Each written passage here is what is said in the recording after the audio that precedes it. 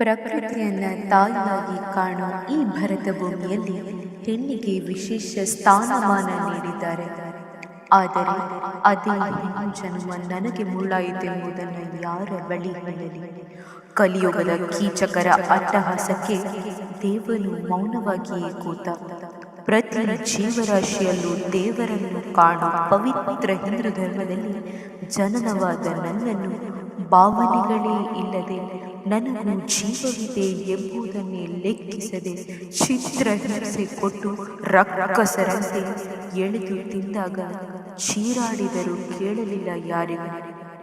ಸತ್ತ ಮೇಲೂ ನ್ಯಾಯಕ್ಕಾಗಿ ನನ್ನ ತಾಯಿ ಸೆರಗೊಟ್ಟಿ ಊರೂರು ತಿರುಗಾಡಿದರೂ ನನ್ನ ತಾಯಿಯನ್ನೇ ಹೀಯಾಳಿಸುವ ಜನರಿರುವಾಗ ಮತ್ತೆಲ್ಲಿ ಈ ಭೂಮಿಯಲ್ಲಿ ಹೆಣ್ಣಿಗೆ ಗೌರವ?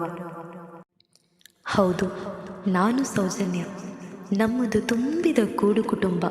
ಅಪ್ಪ, ಅಮ್ಮ, ಅಜ್ಜ, ಅಜ್ಜಿ, ಚಿಕ್ಕಪ್ಪ, ಚಿಕ್ಕಮ್ಮ, ಅಕ್ಕ, ತಮ್ಮ, ತಂಗಿ, ಹೀಗೆ ಖುಷಿಯಿಂದ ತುಂಬಿದ ಜೀನಿನಗೂಡು ನಮ್ಮದು.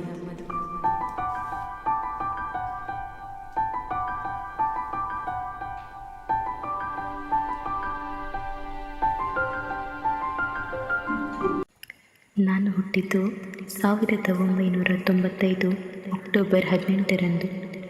ಬುದ್ಧಿ ತಿಳಿದಾಗಿನಿಂದ ಆಲಿಸುತ್ತಾ ಪೂಜಿಸುತ್ತಾ ಬಂದದ್ದು ನನ್ನ ನೆಚ್ಚಿನ ದೇವ ಮಂಜುನಾಥನನ್ನು, ಅಣ್ಣಪ್ಪನನ್ನ, ತಾಯಿ ಚಾಮುಂಡೇಶ್ವರಿಯನ್ನು. ನನ್ನದು ಸಂಕೋಚದ ಸ್ವಭಾವ. ನನ್ನ ಅಕ್ಕ ತಂಗಿಯರು, ಮುತ್ತಿನ ತಮ್ಮ ಇವರೇ ನನಗೆಲ್ಲ. ಎಲ್ಲದಕ್ಕೂ ಮೀರಿ ನನಗೊಬ್ಬಳು ಆಪ್ತ ಸ್ನೇಹಿತೆ ಇದ್ಲು. ಏನೇ ಆದರೂ ಮೊದಲು ಹೇಳೋದೇ ಆಕೆಗೆ. ಅವಳು ಯಾರು ಎಂದು ತುಂಬ ಯೋಚಿಸಬೇಡಿ. ಅವಳು ಬೇರೆ ಯಾರೂ ಅಲ್ಲ, ನನ್ನ ಮುತ್ತು ಅಮ್ಮ ಕುಸುಮ. ನಿಮಗೊಂದು ಗೊತ್ತೇ, ಅವಳಿಗೆ ನಾನಂದರೆ ತುಂಬಾ ಇಷ್ಟ. ನನಗೆ ಎಲ್ಲರಂತೆ ದೊಡ್ಡ ವಸ್ತುಗಳ ಮೇಲೆ ಆಸೆ ಇರಲಿಲ್ಲ.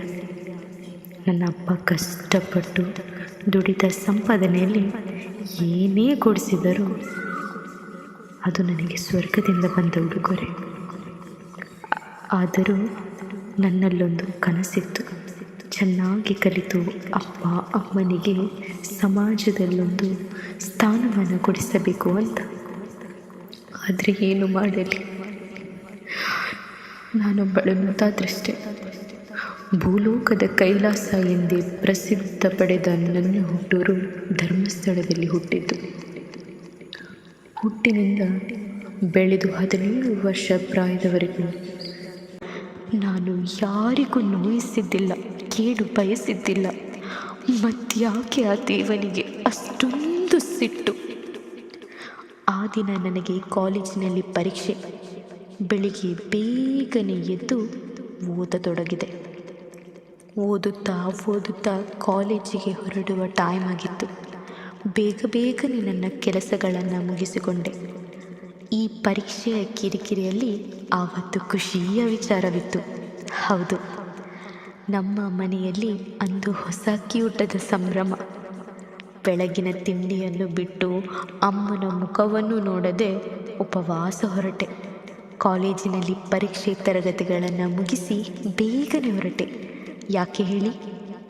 ನನ್ನ ತುಂಬ ಇಷ್ಟವಾದ ಹೊಸ ಊಟ ಮಾಡಬೇಕು ಮನೆಯಲ್ಲಿ. ಬಸ್ಸಿನಲ್ಲಿ ಬಂದು ಇಳಿದು ಮುಂದೆ ನಡೆದಾಗ ನನ್ನ ಮಾವ ದಾರಿಯಲ್ಲಿ ಕಾಣಸಿಕ್ಕಿದರು. ಅವರಿಗೆ ಟಾಟಾ ಮಾಡುತ್ತಾ ಮುಂದೆ ಹೊರಟೆ. ನನಗೆ ಮಾವನ ಜೊತೆ ಮಾತಿಗಿಂತಲೂ ಹಸಿವಾಗಿತ್ತು. ಹೊಸ ಕಾಯುತ್ತಿತ್ತು. ನನಗೆ ನನ್ನ ಹಸಿವಿನ ಯೋಚನೆ ಮಾತ್ರ ಇತ್ತು. ಆದರೆ ಕಾಮದ ಹಸಿವಿನಿಂದ ಕಾಮುಕರು ನನ್ನನ್ನು ತಿನ್ನುವರು ಎಂಬುವ ಸಣ್ಣ ಯೋಚನೆಯೂ ಇರಲಿಲ್ಲ. ನನ್ನ ಅಮ್ಮ ನನ್ನ ಮೈ ಮುಟ್ಟಿದರೂ ಸಂಕೋಚಗೊಳ್ಳುತ್ತಿದ್ದೆ ನಾನು. ಆದರೆ ಆ ದಿನ ಯಾರೋ ಪರಪುರುಷರು ಎಳೆದು ಗಾಡಿಯಲ್ಲಿ ಕೂರಿಸಿದರು. ಅಯ್ಯೋ ದೇವ, ಆ ಹಿಂಸೆ ಹೇಳಲಾಗದು. ಆದರೂ ಅಂಗಲಾಚಿದೆ. ಅಣ್ಣ, ಬಿಟ್ಟು ಬಿಡಿ ನನ್ನನ್ನು, ನನ್ನಮ್ಮ ಕಾಯುತ್ತಿದ್ದಾಳೆ, ಹಸಿವಾಗುತ್ತಿದೆ ನನಗೆ ಎಂದು ಬೇಡಿಕೊಂಡೆ. ಆದರೆ ಅವರ ಕಾಮದ ಹಸಿವಿನ ಎದುರು ನನ್ನ ಹಸಿವು, ನೋವು, ಸಂಬಂಧಗಳಿಗೆ ಬೆಲೆಯೇ ಇರಲಿಲ್ಲ. ಒದ್ದಾಡಿದೆ, ಬಡಿದಾಡಿದೆ. ನನ್ನ ಅಮ್ಮನನ್ನು ಕೂಗಿ ಕೂಗಿ ಕರೆದೆ. ಬಾಯಿಯನ್ನು ಕಟ್ಟಿಬಿಟ್ಟರು ಆ ಪಾಪಿಗಳು. ನನ್ನ ಕಣ್ಣೆದುರು ನನ್ನ ಅಪ್ಪ, ಅಮ್ಮ, ತಂಗಿಯಂದಿರು ಎಲ್ಲರೂ ಓಡಾಡತೊಡಗಿತು. ಹೇಗಾದರೂ ಮಾಡಿ ತಪ್ಪಿಸಿಕೊಂಡು ಹೋಗಲೇಬೇಕು ಎಂದುಕೊಂಡಾಗಲೇ ಮತ್ತು ಬರುವ ಔಷಧಿ ಚುಚ್ಚಿಯೇ ಬಿಟ್ಟರು. ನನಗೆ ಎಚ್ಚರವಾದಾಗ ಯಾವುದೋ ಮನೆಯಲ್ಲಿದ್ದೆ. ಸುತ್ತ ರಕ್ಕಸರಂತೆ ನಿಂತಿದ್ದರು. ನನಗೆ ಬೇಡವಾದರೂ ಅನ್ನ ತಿನ್ನಿಸಿದರು. ಬಿಟ್ಟು ಬಿಡಿ ಅಣ್ಣ, ನನಗೆ ಬದುಕಬೇಕು. ನನ್ನಮ್ಮ ಪಾಪ ನನಗಾಗಿ ಕಾಯುತ್ತಿದ್ದಾಳೆ ಎಂದು ಗೋಗರೆದೆ. ಅಷ್ಟರಲ್ಲಿ ನನ್ನ ಮೇಲೆ ಬಂದೆರಗಿದರು ನೀಚ ಕಾಮುಕರು. ಅಮ್ಮ ಎಂದು ಜೋರಾಗಿ ಚೀರಿದೆ. ನಿಮಗೊಂದು ಗೊತ್ತೇ, ಹೆಣ್ಣಾಗಿ ಹೇಳಬಾರದು. ನನಗೆ ಮುಟ್ಟು ಆಗಿದ್ದು ಒಂದೇ ಬಾರಿ. ಮುಂದೆ ಹೇಳಲು ನನ್ನಿಂದ ಸಾಧ್ಯ ಇಲ್ಲ. ನೋವು ಯಾರಿಗೂ ಬೇಡ. ಅವರ ಕಾಮ ಎಷ್ಟಿತ್ತೆಂದರೆ ನನ್ನನ್ನು ಕಚ್ಚತೊಡಗಿದರು. ಬೊಂಬೆಯ ಕೈಕಾಲು ಮುರಿದಂತೆ ಅವರಿಗೆ ಇಷ್ಟ ಬಂದ ರೀತಿಯಲ್ಲಿ ಬಳಸಿಕೊಂಡರು. ಇಷ್ಟೆಲ್ಲ ನಡೆಯುತ್ತಿರುವಾಗಲೂ ನಾನು ಜೀವಂತವಾಗಿಯೇ ಇದ್ದೆ. ಜೀವ ಗಟ್ಟಿಯಾಗಿ ಹಿಡಿದುಕೊಂಡಿದ್ದೆ. ಯಾಕೆ ಗೊತ್ತಾ? ಇವರ ನಶೆ ತೀರುವವರೆಗೂ ಅನುಭವಿಸಿ ಬಿಟ್ಟು ಬಿಟ್ಟರೆ ನನ್ನ ಅಮ್ಮನ ಮುಖವನ್ನೊಮ್ಮೆ ನೋಡಿ ಅವಳ ಮಡಿಲಲ್ಲಿ ಪ್ರಾಣ ಬಿಟ್ಟು ಬಿಡಬೇಕೆಂದುಕೊಂಡೆ. ಆದರೆ ಈ ಪಾಪಿಗಳು ಇಡೀ ರಾತ್ರಿ ನನ್ನನ್ನು ಎಳೆದು ಎಳೆದು ತಿಂದರು. ಆದರೂ ಪ್ರಾಣ ಪಕ್ಷಿಯನ್ನು ಹಾರಲು ಬಿಡಲಿಲ್ಲ. ಅಮ್ಮನ ಮುಖವನ್ನೊಮ್ಮೆ ನೋಡಲೇಬೇಕು, ಅವಳಿಗೆ ಸಮಾಧಾನ ಮಾಡಲೇಬೇಕು. ಅವಳು ತುಂಬನೇ ಮುಗ್ದೆ, ಪಾಪ ಅವಳು. ಯಾವುದಕ್ಕೂ ಅವಕಾಶ ಕೊಡಲಿಲ್ಲ ಈ ಕಾಮುಕ ರಕ್ಕಸರು. ಅನುಭವಿಸಿ ಅನುಭವಿಸಿ ನನ್ನನ್ನು ಬಿಸಾಡುವ ಹಂತಕ್ಕೆ ತಲುಪಿದಾಗ ನಾನು ಹೆಣ್ಣು, ನನಗೂ ಜೀವ ಇದೆ ಎಂಬುದನ್ನು ಮರೆತು ನನ್ನ ಕೈಯನ್ನು ಮುರಿದು ಗಾಡಿಗೆ ತುಂಬಿಸಿದರು. ನೋವು ಸಹಿಸಲಾಗಲಿಲ್ಲ. ಒಂದು ಗೋಣಿ ಚೀಲದಲ್ಲಿ ಕಸ ತುಂಬಿದಂತೆ ಕಾರಿನೊಳಗೆ ತುಂಬಿ ತೊರೆಯವರೆ ಬಿಸಾಕಿದರು. ಅಲ್ಲಿಗೆ ಸುಮ್ಮನಾಗಲಿಲ್ಲ. ಮಾಡಿದ ಪಾಪ ಗೊತ್ತಾಗಬಾರದೆಂದು ನನ್ನ ಗುಪ್ತಾಂಗಕ್ಕೆ ಮಣ್ಣು ತುರುಕಿದರು. ಆ ನೋವು ನನ್ನ ಪ್ರಾಣ ಪಕ್ಷಿಯನ್ನು ನಿಲ್ಲಲು ಬಿಡಲಿಲ್ಲ. ಅಮ್ಮನ ಮಡಿಲು ಕೊನೆಗೂ ದಕ್ಕಲಿಲ್ಲ. ನನಗೆ ಇಷ್ಟೆಲ್ಲ ನಡೆದರೂ ನನ್ನ ಆರಾಧ್ಯ ದೇವ ಮಂಜುನಾಥನನ್ನು ಯಾಕೆ ಕರೀಲಿಲ್ಲ ಅಂದುಕೊಂಡಿರಬೇಕಲ್ಲ ನೀವು. ಅವನನ್ನು ಕರೆದೆ. ಅವನು ಕೇಳಲಿಲ್ಲ ನನ್ನ ಕೂಗು. ನಂತರ ಅರ್ಥವಾಯಿತು, ನನ್ನನ್ನು ತಿನ್ನುವವರು ಅವನದ್ದೇ ಹೆಸರಿನಲ್ಲಿ ದೊಡ್ಡವರೆನ್ನಿಸಿಕೊಂಡವರು. ಕೇಳುವ ನಿಮಗೆ ಹಿಂಸೆ ಆಗಿರಬಹುದು. ನನ್ನ ಪರಿಸ್ಥಿತಿ ಹೇಗಿರಬಹುದು ಅಣ್ಣಂದಿರೇ? ಕೊನೆಗೂ ಹೆಣವಾದೆ ನಾನು. ನನ್ನ ಸಾವಿಗೆ ನ್ಯಾಯ ಸಿಗುವುದು. ನನ್ನ ಅಮ್ಮನಿಗೆ ನನ್ನನ್ನು ಕೊಂದ ಪಾಪಿಗಳು ಯಾರೆಂದು ಗೊತ್ತಾಗುವುದು ಎಂಬುವ ನಂಬಿಕೆ ಇತ್ತು. ಆದರೆ ದುಡ್ಡು ಅಧಿಕಾರದ ಎದುರು ನನಗೆ ರಕ್ಷಕನಾಗಿರಬೇಕಾದವನೇ ರಾಕ್ಷಸನಾದ, ದೇವರಾಗಿರಬೇಕಾದ ವೈದ್ಯನೇ ದಾನವನಾದ. ನನ್ನಂತೆ ಹೆಣ್ಣು ವೈದ್ಯಳೊಬ್ಬಳು ಹೆಣ್ಣು ಎಂಬುದನ್ನೇ ಮರೆತು ಹೋದಳು. ಎಲ್ಲವೂ ಮುಗಿದೇ ಹೋಯಿತೆಂದುಕೊಂಡೆ. ತಾಯಿಗೆ ನೆಮ್ಮದಿ ಕೊಡು, ಅವಳಿಗೆ ಧೈರ್ಯ ಕೊಡು ಎಂದು ದೇವರ ಬಳಿ ಕಿರುಚಾಡಿದೆ. ಆವತ್ತು ದೇವರು ಒಂದು ಮಾತು ಕೊಟ್ಟ. ನಿನ್ನ ಸಾವಿಗೆ ನ್ಯಾಯ ಕೊಡಿಸಲು ಭೂಮಿ ಮೇಲೆ ಒಬ್ಬನಿದ್ದಾನೆ, ಅವನಿಗೆ ಜವಾಬ್ದಾರಿ ವಹಿಸಿದ್ದೇನೆ.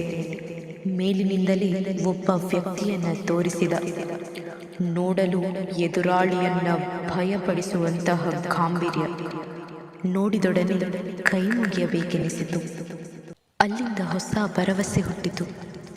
ಯಾರ ಮೇಲೆ ದ್ವೇಷ ಸಾಧಿಸಬೇಕೆಂದುಕೊಂಡಿದ್ದನೋ ಅವರೇ ಆ ವ್ಯಕ್ತಿಯನ್ನು ನನ್ನ ಸಾವಿಗೆ ನ್ಯಾಯ ಕೊಡಿಸೋಕೆ ಎಳೆದು ತಂದರು. ಆಗ ಅರ್ಥವಾಯಿತು, ನೋಡಿ ಮಂಜುನಾಥನ ಒಳಗುಟ್ಟು. ಆದರೆ ಆ ಹೋರಾಡುವ ವ್ಯಕ್ತಿಗೆ ಅಷ್ಟು ಸುಲಭವಿರಲಿಲ್ಲ. ಎದುರೊಳೆ ಸಮುದ್ರದಂತೆ. ಸಮುದ್ರ ಈಜುವುದು ಸಣ್ಣ ವಿಷಯವಲ್ಲ. ನನಗಾಗಿ ಎಲ್ಲವನ್ನು ಕಳೆದುಕೊಂಡರು.